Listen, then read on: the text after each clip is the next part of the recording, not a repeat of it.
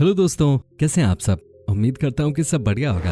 वैसे तो इस दुनिया में कई ऐसे देश हैं जो अपनी अजीबोगरीब खासियतों के लिए जाने जाते हैं।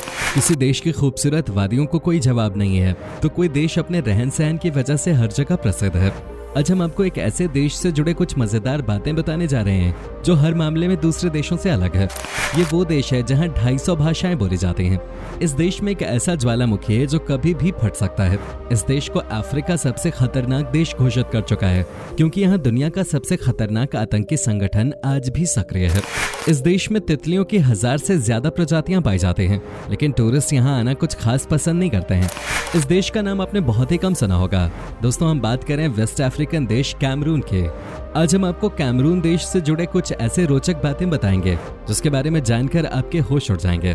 तो चलिए बिना देर किए शुरू करते हैं आज के वीडियो।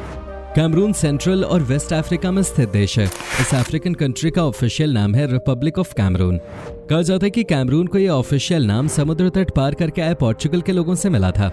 उनके देश की भाषा में इस नाम का मतलब रिवर ऑफ पॉन होता है।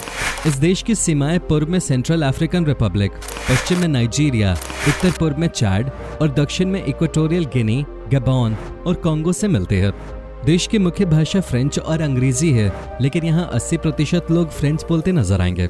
बता दें कि ये इकलौता ऐसा देश है जहाँ 250 से अधिक भाषाएं बोली जाती हैं।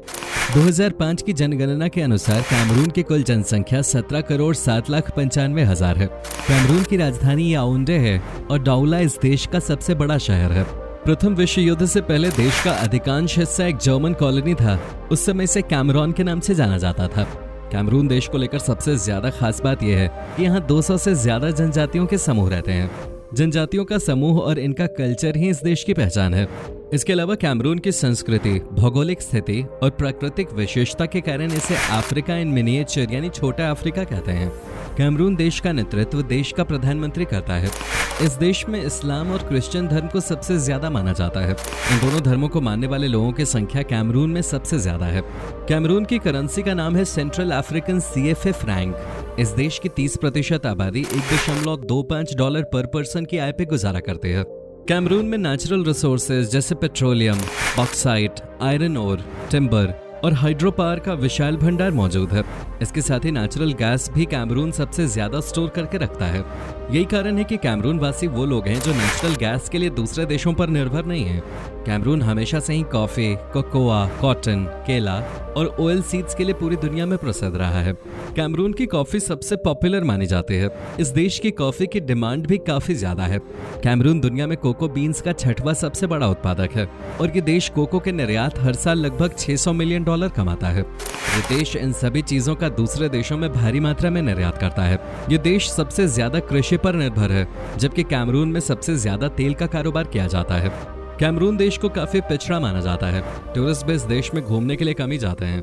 इस देश के इतिहास से कई ऐसी चीजें जुड़ी हैं जो लोगों को पसंद नहीं आती। आपको सुनने में जरूर अजीब लगेगा और जानकर हैरानी भी होगी कि HIV जैसी खतरनाक बीमारी की शुरुआत कैमरून से ही हुई थी। 2000 दशक की शुरुआत में वैज्ञानिकों को इस बात के पुख्ता सबूत मिले थे कि ह्यूमन इम्यूनोडेफिशिएंसी वायरस यानी HIV की उत्पत्ति कैमरून के एक साउथ ईस्ट इलाके से चिंपैंजी बंदर से हुए थे। साइंटिस्ट इस बात का दावा कर चुके हैं कि एक इंसान के अंदर सबसे पहले तब HIV वायरस आया था जब उस व्यक्ति ने HIV संक्रमित चिंपैंजी को बुशमीट के लिए मार डाला था। यहीं से इस खतरनाक बीमारी की शुरुआत हुई थी। तब से लेकर आज तक कैमरून कभी इस बीमारी से उबर नहीं पाया है। आज भी इस बीमारी ने कैमरून को अपनी चपेट में ले रखा है। कैमरून देश में लगभग 4.77% वयस्क आबादी HIV/AIDS से संक्रमित है। 2014 में HIV के कारण इस देश में लगभग 34,200 लोगों की जान चली गई थी।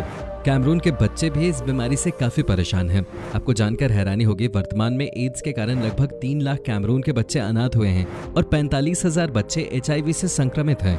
इसी से अंदाजा लगाया जा सकता है कि मौजूदा समय में कैमरून की स्थिति कैसी होगी। इतना ही नहीं दोस्तों, कैमरून के लगभग 50% बच्चे गरीबी रेखा से नीचे रहते हैं और 5 वर्ष से कम आयु के अनुमानित 50,000 बच्चे कुपोषण से पीड़ित हैं।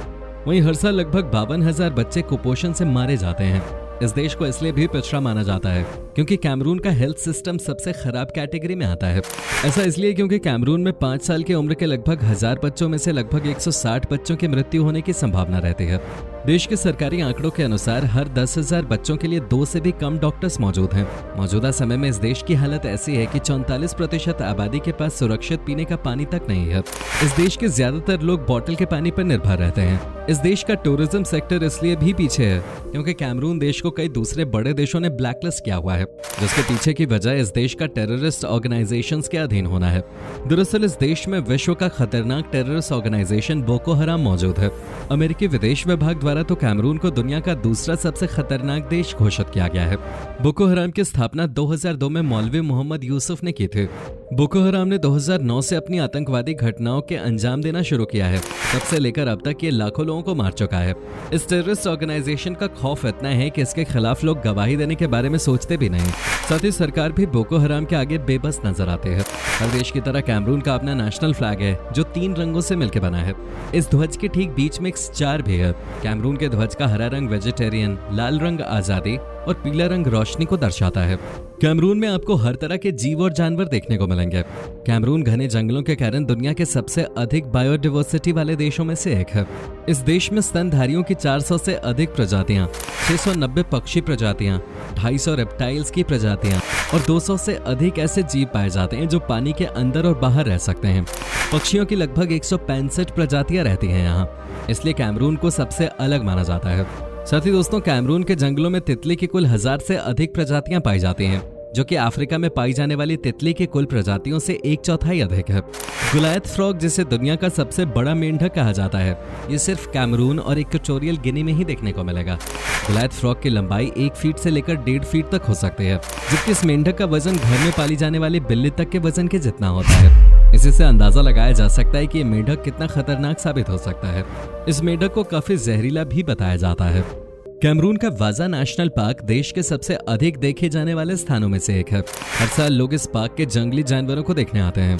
आसपास के इलाकों से जानवरों को प्यार करने वाले हजारों लोग यहाँ आते हैं। इस नेशनल पार्क में शेर, दरियाई घोड़ा, बंदर, जिराफ, भैंस और हाथी की कई प्रजातियां पाई जाती हैं जो किसी और अफ्रीकन देश में देखने को नहीं मिलेंगे।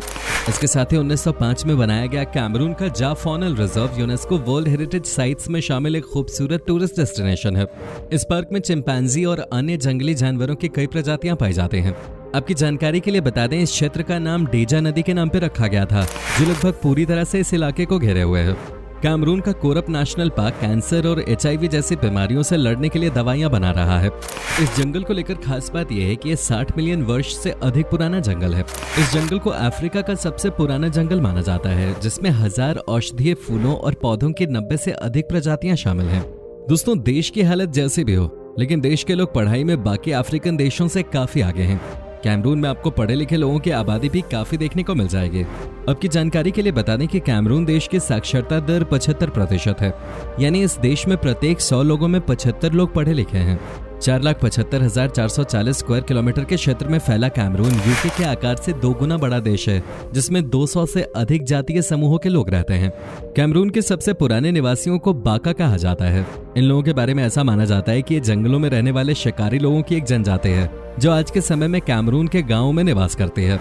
इन लोगों की औसत कदकाठी 4 फीट 9 इंच होती है और ये दिखने में काफी अलग होते हैं।